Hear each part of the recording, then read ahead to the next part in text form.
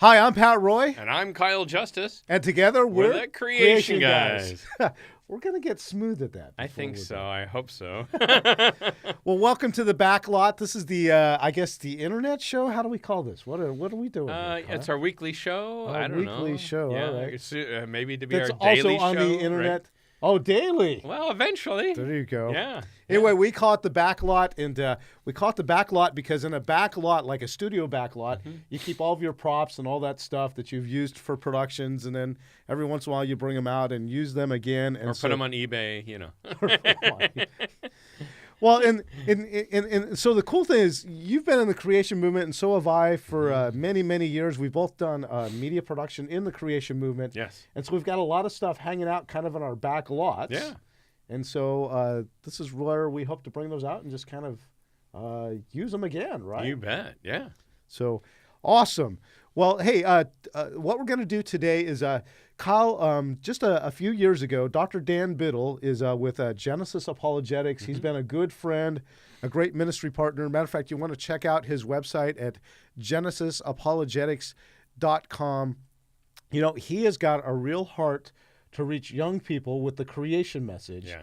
And he's produced all kinds of videos. You can watch those online. Matter of fact, if you go to YouTube and click on or go to their channel, Genesis Apologetics, man, he's got some great videos on dinosaurs and also on the worldwide flood and a bunch of other things. And his real heart, again, is to reach young people. Yeah. Yeah. In fact, you and I worked together on the Debunking Evolution program. It's 100 minutes. It's like 12 segments. You and Sandy, your wife, wrote it. And then directed it, and I produced it and edited it, and man, what a great tool. Yeah, and I should mention too, you know, we wrote the initial scripts, and then we had a whole team of scientists, and then Dr. Biddle had a bunch of input and all that stuff, so it was a real team effort. But Debunking Evolution was the first project that you and I got to work on together. Yeah, that was fun, like 5 days. Man, that was intense. I remember we're at the studio in Roseville, California, and up pulls the RV with the Justice family in there, and you guys all pour out of there. And Kyle, I think I enjoyed that a lot because that's the first time I really got to know your family. And yeah, what a cool family you have. Oh, thank you. Yeah, and our two families get along together so great. And so much that you guys moved up here to be with us, right? Yeah, exactly. There you go. Oh, that's true. It actually is true. Yeah. So, by the way, everyone in your family is just a total character, and I've come to love each one of them. Yes. It's amazing. God has really blessed you as a dad. Amen. And, I feel blessed as a dad as well. Yeah. Anyway, so a couple of years ago, when Dr. Biddle was working on some projects, he asked me to go out to a college campus. Yeah. And to interview people. Wow. And basically, we took a microphone and a camera out. Now, I had done that a few times before, and every time I've gone out to college campuses with a microphone, I've really enjoyed it because I just learned so much every single time I'm out there. I got to go with my friend Harold Tarter. Harold is the one who had the camera, and he was my partner, and we just went out there, and it was at CSU Chico, California State University, Chico, and we took the camera out, and basically we just wanted to ask if you believed in creation versus evolution. And while we were out at the campus, we learned a lot of lessons. So today we thought we would share that video with you and then just talk about some of the things that we learned. Oh, did you find that their answers evolved over time? No, they were intelligently designed. Okay, good. No, well, some of them, I guess. Anyway, I'll let you decide what you think. Anyway, why don't we start just by rolling the video from those interviews? Sounds good. Here we go. Okay, so when it comes to creation versus evolution, which would you say that you believe the most? That's actually a really good question because I'm at a point in my life where I was raised in like a Christian family and church and stuff, and raised to be essentially a creationist, the traditional Christian family. But the more that I go on my studies, the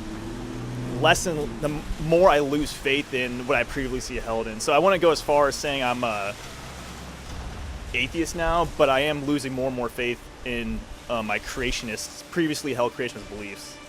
Cool. Were you guys raised in a Christian home? Yes, we were. Yes, I was. Yes, definitely. I was actually. Yeah, that's true. So I went to church for up until around like 8 years old. Yes, So when it comes to the whole creation evolution debate, which would you say that you believe the most? definitely creation. Evolution. Well, I'm actually a biology student, so I have to kind of believe in the evolution part. I would believe in evolution the most. I believe in evolution. I'm more of a science guy. To me, evolution makes sense because of the education that I've gone growing up. But traditionally, as a family, I've been raised to believe in creation. Evolution, 100%. Evolution. And what convinced you that evolution was true? What was the most convincing thing for you? Just science, everything that I've learned in school. Just what school has taught me, I kind of believe that. I believe the universe was created as the Bible said, and then my personal belief is that the creators stepped back and let evolution take place. Well, I'm a computer scientist, so I kind of really believe in science, and so yeah, it's the evidence. I think a lot of people these days want to base their knowings and beliefs off of something, physical evidence. Just seeing the evolution in bones and with apes and to humans, just seeing that whole evolutionary change. Basically, the teachings in public schools, what I was brought up learning, what I've looked up on the internet. It's actually a big passion of mine to kind of spread the word, and I believe people shouldn't live in ignorance, and that's what I think creationism is.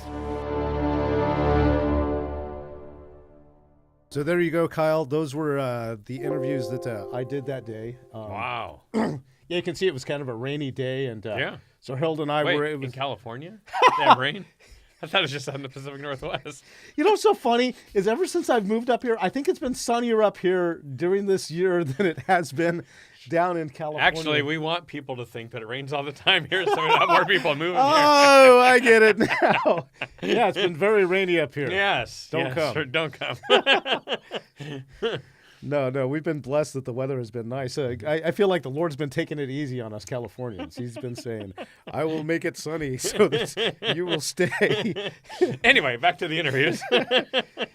Yeah, so you could see we were kind of huddled on a staircase there, and we got to do the interviews, and boy, it took us several hours to shoot those. Mm-hmm. Now, what's kind of interesting is that while we were doing the interviews, one of the professors from the university came past us, and then he kind of went above us up on the staircase and for a little bit. And then later on, just as we were concluding, the police showed up. Oh. And so that was kind of interesting because he kind of came up, and by that time we were kind of packing and we were starting to head out. And so he stopped us and said, well, what are you doing? And we said, well, we're doing some interviews. We're asking people whether they believed in creation versus evolution. He goes, so what side are you on? And I said, well, creation. And he looks at me and he goes, have a good day. And he drives off. And I just thought, Wait a minute, was that before the police showed up or after? no, that's the policeman said that. Oh! He said, what side are you on? I said, creation. And he goes, have a good day. Maybe he was a creationist. I know. I kind of thought it was kind of neat because, when a policeman shows up like that, you go, oh, we're busted, man. But It's the evolution police. it wasn't. It was really kind of cool. That's cool. Anyway, Kyle, I have seen this over and over again because a lot of times when I go out to churches and speak or talk to youth groups or something like that, I like showing that video because it shows what's really going on with young people that are at college. And I tell you, I kind of grieve because I look at these students. By the way, did you catch the fact that everybody that was in that video claimed that they were raised in a Christian home, right? And that they went to church, and yet here they are telling me now on camera that now they believe in evolution, right? Except for that one couple, right? Except for the one couple. Yeah. What was interesting to me was the word science kept coming up. And they say, well, I'm a computer engineer now. I believe in science. And in the debate over the years that I've been involved in, one of the things that I try and do is define what is science. Right. And to me, in any debate, my Noah, our oldest son, took debate. And at the beginning of every debate, you always define terms first. Because you can have one person talking about science here and one person about science here. Right. But they're talking about two totally different things. Right. It's like in the Mormon faith, when we say Jesus, we think of the Son of God, and they think of a son in a whole different way Right. who Jesus is. And so we need to define what is science, right? Right, exactly. So when we look at science, I think a lot of people think of man's interpretation of the observable facts, right? Right. And so if you're an evolutionist, you're going to interpret facts in light of your idea that things have evolved, right? And so when it comes to man's interpretations like that, we can get off track because whenever anybody interprets, even Christians or creationists, right, we can make interpretations that are not correct. And so what we want to do is we want to distinguish between actual observations and then how we interpret those, right? Well, I think it goes a little more, even more foundation, and that is what type of science. In other words, are we talking about historical science that's more forensic, like what happened in the past, and we're Right. trying to interpret that way? Or are you talking about science that they do at Sandia Labs where they're testing out certain things and they have scientific methods and the observational science that we have now? And sometimes people throw out this word science and you have to define, well, which one are you talking about? But I think you brought up a good point, and that is there's this thing called worldview that it's our, Ken Ham talks about, our glasses, how we view the world when we look and we interpret data. Everyone has the same data, and yet there's this worldview. And I think what's happening with these kids when they go into these secular universities is it's the only worldview they even teach is evolution. And they don't understand that, whoa, this is a worldview. It's not science per se. It's about how people are interpreting the data through their glasses of what, they want to be. So if they say, hey, does God exist? And people would say, well, no, he doesn't. Well, why? Because that's their worldview. So I'm not sure if that makes sense, but. Yeah, totally. Okay, so I thought I would also share some of the background because, you're just seeing the clips that we edited together. But Kyle, I actually spent a lot of time talking to most of these students, which was kind of cool because once we asked the question, you didn't want to go, hey, do you believe creation evolution? And they say, hey, we're previously from a Christian home and now we believe in evolution. And I go, hey, great, have a nice day, right? I wanted to talk to them. And so almost all of those students that you saw on the screen were willing to talk to me. But not only that, Kyle, you're seeing just some of the ones that we edited together for this particular video. Yeah. I talked to a lot of other students that you don't see on camera. And then I've also been back to the university several different times.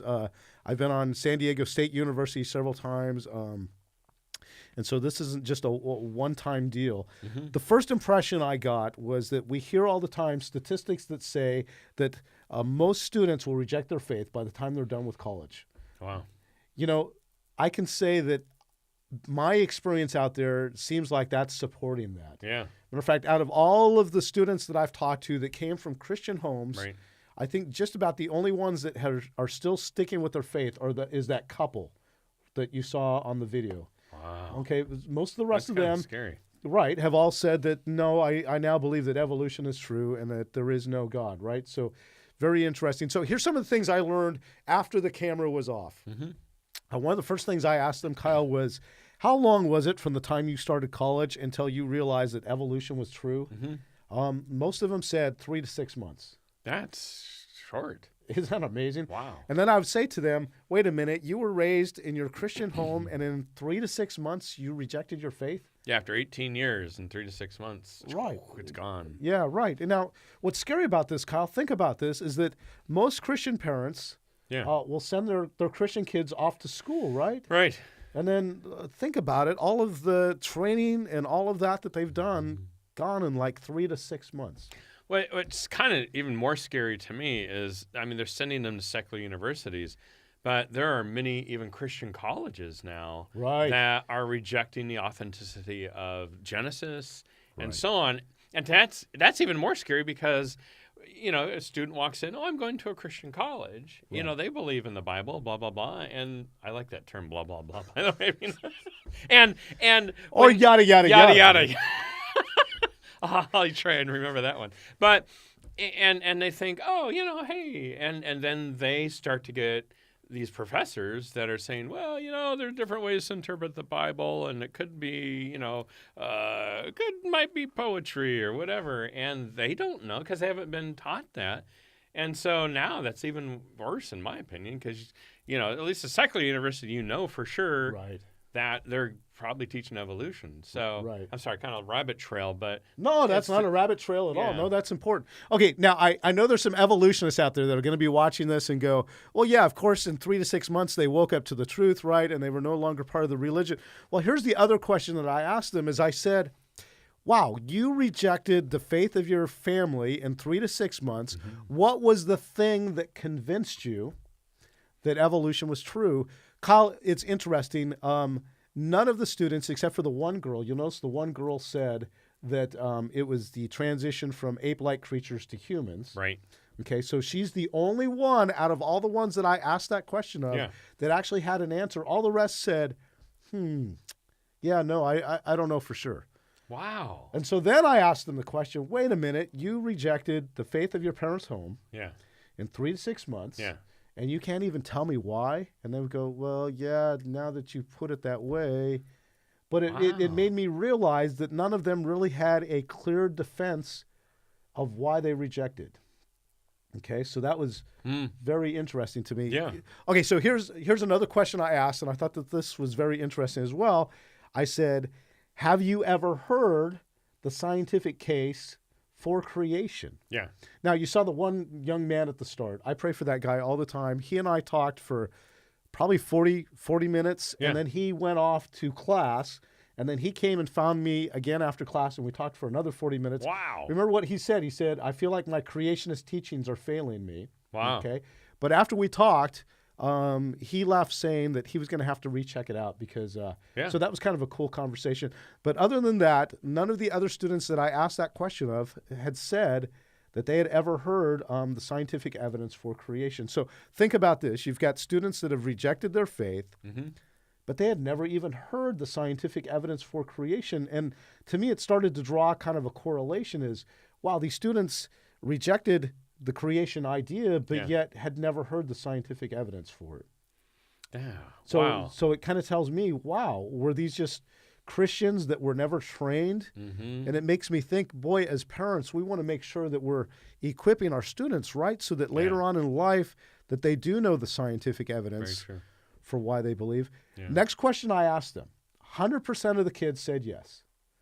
What was the question, do you know? Do you want a candy bar? Ding, ding, ding! Correct! Which had absolutely nothing to do with the interview. No. Now, here's the question I asked, which was interesting, was I asked every single one of them when we turned off the camera, would you like to hear the scientific evidence for creation? Really? Every single student, every single one, none of them said, no way. All of them said, yeah, I would like to hear the scientific evidence. Wow. And so Wow. I got a chance. Yeah. Harold and I got a chance to sit there and talk with them. Yeah. So, boy, when you start thinking through all of the things that we can learn from this, wow, Christian students go off to college. Yes. They reject their faith in 3 to 6 months. Right. They're not quite sure specifically why. Yeah. Most of them have not heard the creation message. Right. And yet all of them were open to hearing the creation message. You know, it reminds me a little bit of the parable of Jesus when he talked about your foundation as far as a house. If it's set on a sure foundation or on a sandy foundation, it would seem that as parents, we want to set our kids on a firm foundation so that when the onslaught of the world comes upon them, that they stand firm. And part of that is teaching the solid biblical evidences. And as I often say, hey, this is a great challenge, but with great challenge comes great opportunity. Right, exactly. And so parents, I think that that's why it's so important that we teach the scientific evidence that's in harmony with God's word, because you want them to later on in life be able to know why they believe what they believe, right? So that someday we don't have a microphone and a camera in their face and talking to them on the university. You know, I had another experience too, Kyle, that was kind of interesting. I was speaking at a homeschool conference, I don't know, a few years back, and I had just spoke on the importance of reaching young people with the creation message, and then a lot of times, like when you're done with the talk, there's people that line up that want to come and ask you questions and stuff, right? So as I'm sitting there, I'm looking at the line of people, and there's this woman, a few people all down the line, who's going like this. Oh, wow. You're like, Oh boy. Exactly.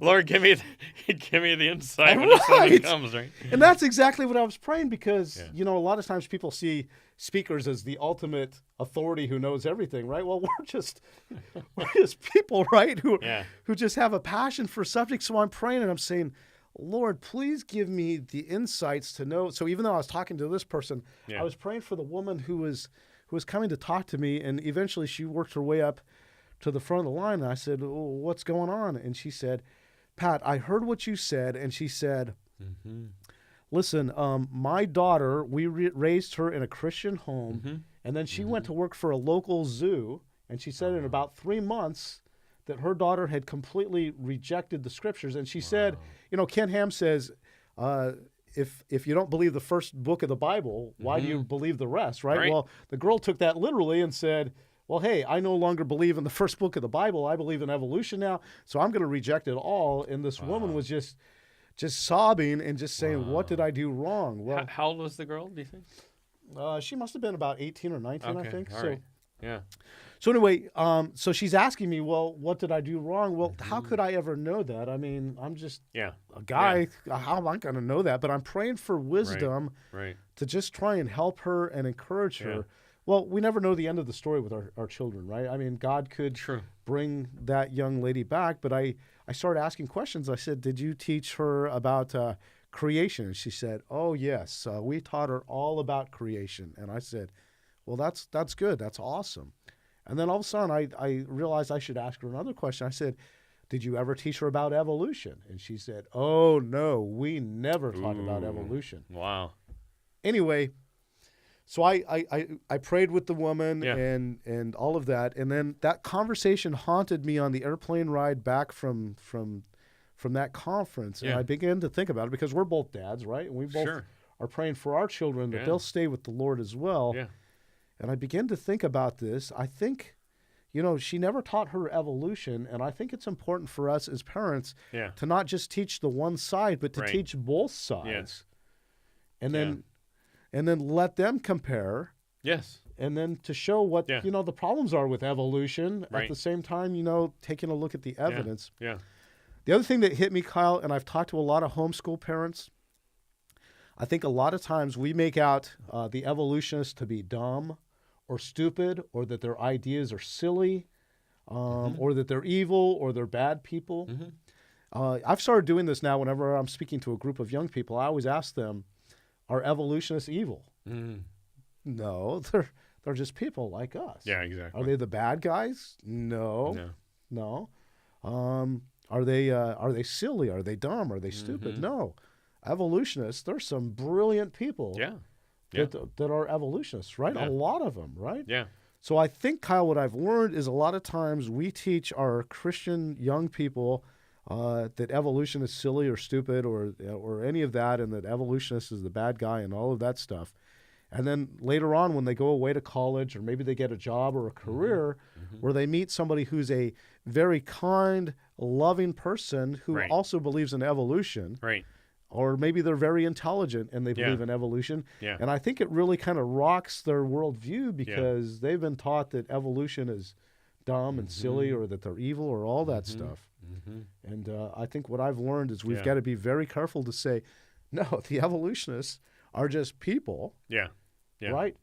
And so we've got to make sure that we're equipping our young people that way. And I mean, I've produced now 30 plus documentaries, kids shows on the subject. And the style that I like to do my documentaries and kid shows in is, here's what evolution says. Here's what creation says. Now, where does the weight of evidence point to? Right. And it helps the audience to examine both. But at the same time, we also introduce the whole idea of worldview, is that somebody's believing in either side because of the worldview. But then we bring in the scriptures as God's word and the creator, and, you know, how he communicates that. And so, but we know that the enemy is active at work, and he wants to deceive. He wants people to fall away from the truth. And so kind of combining all those, and that's what I teach my kids, is all of those elements so that they can spot. In fact, yesterday, Noah, my oldest, sent me a picture of one of his textbooks and was talking about evolution. And he goes, "Hey, Dad, what do you think of this? You know, Right. this is bias. What do you think?" And it's Right. like, proud of you, son. You're spotting Right. it, right? Right. You know, I was just thinking of an example. I know you've made documentaries out at some dinosaur graveyards. Yeah. Also, when we did Jonathan Park, we talked about the Ghost Ranch. You know, I think this is a great example, maybe just to walk through. When you go to Ghost Ranch, they've found a bunch of Coelophysis dinosaurs. They've actually found over 1,000 of them, and I think that there's even more that are there. So it's a big graveyard of just one Yeah. type? No, there's actually other species in there as well, but it's predominantly okay. Coelophysis is the Okay. name of Got it. the dinosaur that's there. Well, when you look at that, and the observable science there is you see all these dinosaur fossils, and they believe that there's great evidence that those were killed by a local flood. They believe that there was a Flood. local Wow. flood that actually killed those dinosaurs, but they're very clear that it was a local flood. Yeah. Well, when we look at the observable facts, we can see that, yes, those dinosaurs were rapidly fossilized. We see clear evidence that it was a water deposit that took place, okay? And so now we start to get into the interpretation, right? And so their interpretation is that it was a local flash flood that killed these dinosaurs. Right. Okay. Well, then a Christian comes along, and they look at the same evidence, right? And we can interpret that as being part of that worldwide flood that took place, right? Right. So we're all looking at the same observable evidence that's in the present, Right. but then we're coming up with interpretations to it, right? And so that's really important. But then when we have a biblical worldview and we read about the worldwide flood, we can start to think about the worldwide flood and see if the facts fit that. Yeah. Well, what's interesting there at Ghost Ranch is I believe that the formation that those are found in is actually the Shin-Lee Formation. Okay. But I believe that stretches over 100,000 square miles. That's incredible. Right? That formation stretches over. So then we can start to look at that and say, well, does the evidence best fit their worldview of a local flash flood, or does it fit the worldview of a large-scale flood? And I think when we look at that, we can see that fits Yeah, that way, right? 100,000 square mile local flood, huh? But but then you also look all across the world, and there are dinosaur graveyards everywhere, as though it all could have happened at the same time, right? And if you look at the layering, they're pretty close together, and it's like, okay, the weight of evidence now goes towards not a local flood, but a worldwide flood. Right, exactly. Well, believe it or not, we've pretty much shot through this half hour. Again, our thanks to Dr. Biddle. It was fun going out and doing these interviews. I think I learned a lot from doing those, and those all kind of kicked off our Debunking Evolution series. Basically, Debunking Evolution is a series of videos that Dr. Biddle put together that goes through and tackles the top 12 tenets of evolution that are being taught in public school textbooks. By the way, Kyle, they can check that out on your website, right? That's right. AwesomeScienceMedia.com is the main website to check out a lot of the programming that we've done, that I've done. And then AwesomeScienceShop.com is our actual online store that they can order a copy. There's our Dino Hunter series that's on there. There's Astronomy in the Bible, If the Heavens Declare. I mean, we've hit a lot of areas. We've still got a lot more we're producing. And then you and I are starting up on a lot of documentaries as well, which is at where? TheCreationGuys.com. TheCreationGuys.com. Also, our thanks again to Dr. Biddle. You can check out his website at GenesisApologetics.com. That's GenesisApologetics.com. Again, when it comes to debunking evolution, that was a fun project to work on. Yeah, because it was. basically we took all of the textbooks being used in the California public school system, and then we went through and found all of the different evolutionary teaching in those science books. And then basically we found out that there was 12 tenets of evolution, and then we went through and came up with 12 episodes to debunk each one of those, and we did it using teenagers. Actors, in fact. It wasn't like, at a podium. It was like in this really cool set, and you guys came up with all sorts of amazing props. There's a game show scene in it that's really fun. And they actually open up the textbooks and actually point to the actual textbooks and talk about the teaching in there. So that's really cool. Again, you want to check that out at which website to find Debunking Evolution? AwesomeScienceMedia.com or the store AwesomeScienceShop.com. Okay. I think that's a wrap for this Backlot. Thanks for being here today. All right. Very good.